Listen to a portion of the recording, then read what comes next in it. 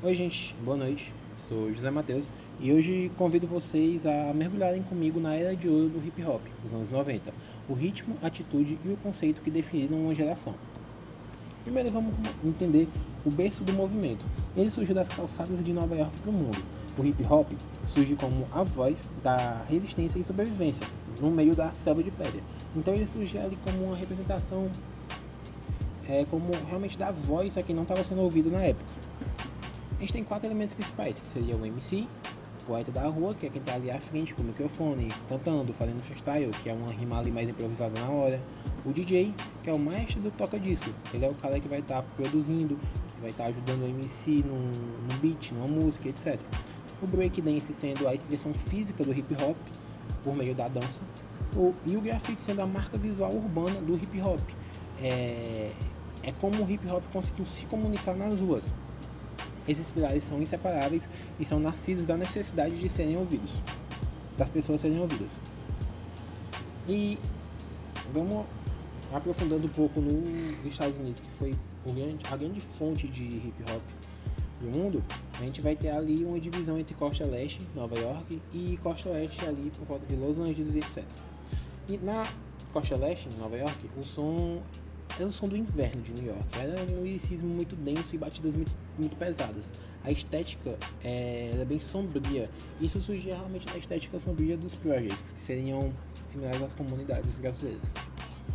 Enquanto na costa leste a gente tinha um som mais leve, por conta do sol da Califórnia, que também influenciava no ritmo, mas o hip hop continuava sendo voz para quem não tinha voz. Então a gente vai falar sobre violência de gangues, porém a gente vai ter uma música com sintetizadores mais relaxados, a gente vai ter nos veículos, a gente vai ter os lowriders e a gente vai ter uma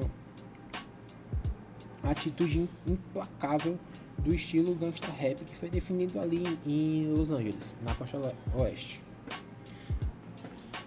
E a gente tem como conjunto de estudo a batida do boom bap, que são bumbos densos, caixas instaladas, loops retirados de discos antigos, de soul e um jazz arranhado. A gente tem uma assinatura sonora muito rústica, que é criada em cima de samples icônicos. E também a gente vai ter os sintetizadores e grooves, que mais presentes na costa oeste. O sample vai dividir espaço com o teclado Moog, que é esse da imagem, e melodias mais agudas e baixos profundos, que definiriam o G-Funk, que é uma ramificação do hip hop. O uniforme era mais voltado para calças extremamente largas, botas de trabalho pesados e correntes de ouro. A rua não seguia a moda, a rua criava sua moda. Então, desde os primórdios, o hip hop sempre surgiu como essa forma de arte em diversas frentes. Então, a gente vai ter uma frente na rua urbana mesmo, com grafite, a gente vai ter na música, a gente vai ter na arte, nas capas, etc. E a gente também vai ter na moda, com a presença do hip hop na moda, que é bem marcante até hoje em dia. A gente tem vários cantores que lançam sua própria grife ou que se juntam a grifes já consolidados para lançarem suas peças. Vamos agora ao meu projeto prático, que seria uma capa de disco com a aplicação dos conceitos visuais para a gente conseguir criar realmente uma capa com a estética dos anos 90.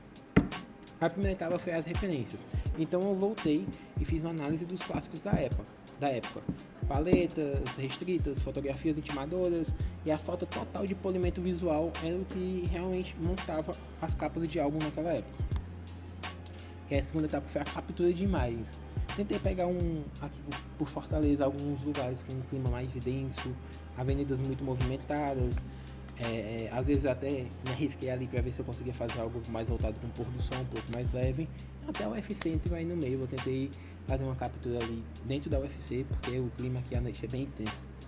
Mas enfim, vamos para a terceira etapa, que seria a composição da capa. Então, a priori eu fui ali no Lightroom, defini um preto e branco bem denso, e depois eu comecei a fazer a colagem dos elementos que eu fui encontrando do hip hop, pra gente conseguir chegar por fim no resultado final. Mas antes disso a gente vai ter um elemento extra, que eu acredito que todo mundo já tenha visto essa flagzinha, que é o selo de garantia das ruas na época, que basicamente foi uma etiqueta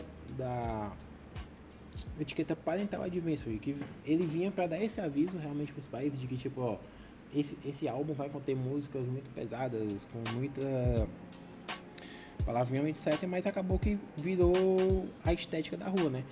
E era obrigado todo álbum ter isso, para realmente ser validado. Por fim, a capa ficou assim. A gente vai ter aqui no meio da apresentação uma foto da rua, onde a gente vai ter um recorte em cima para trazer também essa rusticidade maior, com duas etiquetas tipo colando ela, e essa cor preta, preto e branco bem denso, e a flag de Parental Advisory ali embaixo. Fiz alguns mockups pra gente conseguir ver como que ficaria no dia a dia e como talvez ficaria nos anos 90, né? Então vou começar aqui com uma mídia física, um CD. Ele seria mais ou menos assim. Acabou que o mockup não ficou tão bom porque o CD é transparente com a capa no fundo, mas a ideia é de que quando ele fosse aberto o proprietário conseguiria ver a capa inteira e isso ficaria bem legal. Vale ressaltar que na época o CD foi o que substituiu o vinil na loja, então era o que mais saía na época. A gente vai ter a fita cassete, que eu gostei bastante particularmente, que ela ficou bem isolada. Por ser uma caixinha, a gente conseguiu botar a capa bem em cima e dá pra gente ver como que ficou. E a gente vai ter a mídia física do vinil, que eu escolhi trazer porque na época também ainda era bem famoso e eu acho que ficou bem elegante a capa no vinil. Então ficou mais ou menos assim. E é isso. Agradeço a todos, espero que todos tenham gostado.